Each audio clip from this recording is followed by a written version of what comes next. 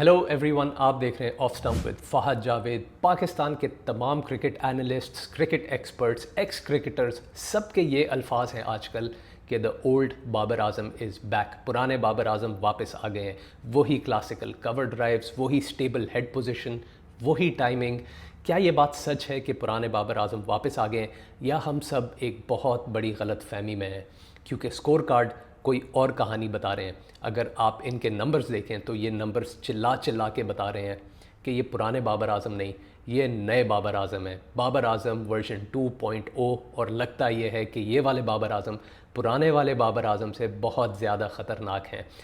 कहते ये हैं कि बॉलर्स 30 साल के बाद अपनी परफॉर्मेंस गिराना शुरू कर देते हैं, लेकिन एक बैट्समैन 30 साल के बाद अपने करियर की पीक पकड़ते हैं। और लगता ये है कि बाबर आजम ने अपने करियर की पीक टच कर ली है। और अब मैं आपको ये बताऊंगा कि मैं ये क्यों कह रहा हूँ कि बाबर आजम ने अपनी पीक टच कर ली है और वो पुराने वाले बाबर आजम से बहुत बेहतर, यानी बाबर आजम वर्जन 2.0 है।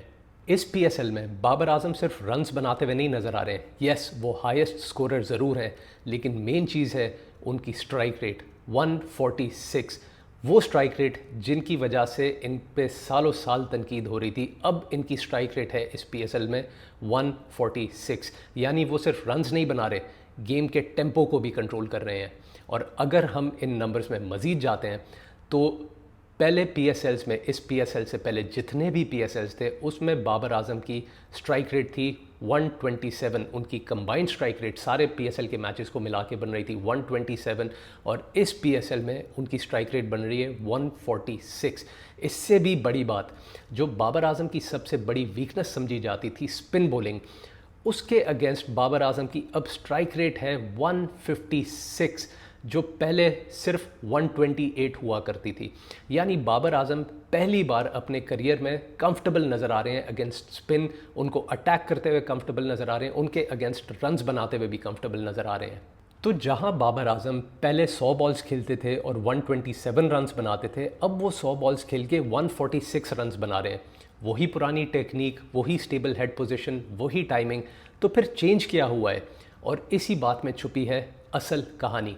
पाकिस्तान इंटरनेशनल क्रिकेट के वाइट बॉल हेड कोच जब से माइक हैसन बने, तब से उन्होंने बाबर आजम को फोर्स किया कि वो मॉडर्न डे T20 क्रिकेट के स्टाइल को अडॉप्ट करें।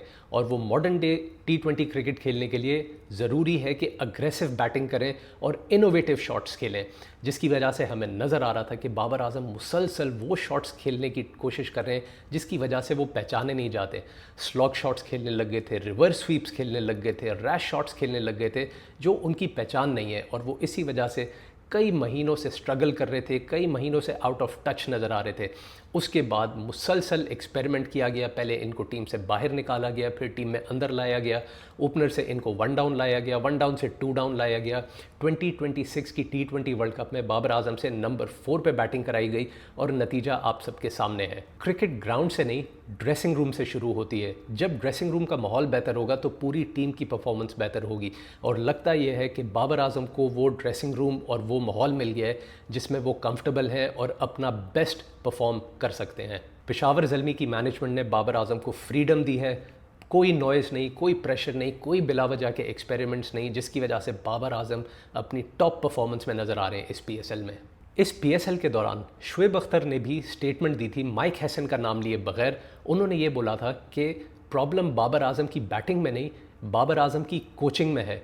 क्योंकि जब से वो पेशावर ज़ल्मी की मैनेजमेंट और पेशावर ज़ल्मी की कोचिंग में आए तो वो ज़्यादा कंफर्टेबल नज़र आ रहे हैं और अपनी बेस्ट परफॉर्मेंस देते हुए नज़र आ रहे हैं। ये वही सपोर्ट है, वही एनवायरनमेंट है जो किसी ज़माने में रमीज़ राजा ने प्रोवाइड किया था बाबर आजम को, जब उन्होंने बाबर आजम को तीनों फॉर्मेट्स का कैप्टन बना दिया था। और रमीज़ राजा के अपने अल्फाज थे कि बाबर आजम से आगे कुछ नज़र ही नहीं आता है। वो बाबर आजम का पीक पीरियड था जिसमें वो अपनी टॉप परफॉर्मेंस दे रहे थे। और अब बहुत अरसे बाद ऐसा लग रहा है कि वो पीरियड बाबर आजम का वापस आ गया है और वो अपने करियर की बेस्ट परफॉर्मेंस में नज़र आ रहे हैं। अब सिर्फ डिफरेंस ये है कि पहले वो इनिंग्स को एंकर किया करते थे, अब वो इनिंग्स को सिर्फ एंकर ही नहीं, एक्सेलरेट भी कर रहे हैं। वर्डिक्ट बहुत सिंपल है, ये पुराने बाबर आजम नहीं, ये नए बाबर आजम है, बाबर आजम वर्जन 2.0। हाँ, टेक्निक वही पुरानी है, शॉट सिलेक्शन वही पुरानी है, टाइमिंग वही पुरानी है, लेकिन रिजल्ट बिल्कुल नया है। इसलिए मैं कहता हूँ ये बाबर आजम पुराने वाले नहीं बल्कि बाबर आजम वर्जन 2.0 है। लेकिन अब आता है सबसे अहम और सबसे मुश्किल सवाल। अगर बाबर आजम यही परफॉर्मेंस कंटिन्यू करते हैं और पेशावर ज़ल्मी को PSL जितवा देते हैं तो वो पाकिस्तान टीम में कम बैक करेंगे किसकी जगह पे? बाबर आजम को अगर टीम में लाना है तो मतलब ये है कि टॉप 3 बैट्समैन में से किसी एक को ड्रॉप करना पड़ेगा, यानी साइम अयूब, साहिबजादा फरहान, फ़खर जमान में से कोई एक अपनी जगह लूज़ करेगा। और लगता ये है कि इस PSL के बाद पाकिस्तान क्रिकेट का सबसे बड़ा डिबेट शुरू होने वाला है और वो ये है कि बाबर आजम किसकी जगह वापस आएंगे। आप अपनी राय कमेंट्स में ज़रूर बताइएगा। What do you think? Cricket की इसी तरह की मज़ीद अपडेट्स, मज़ीद इंसाइट्स के लिए चैनल को सब्सक्राइब करना मत भूलिएगा एंड कीप वॉचिंग।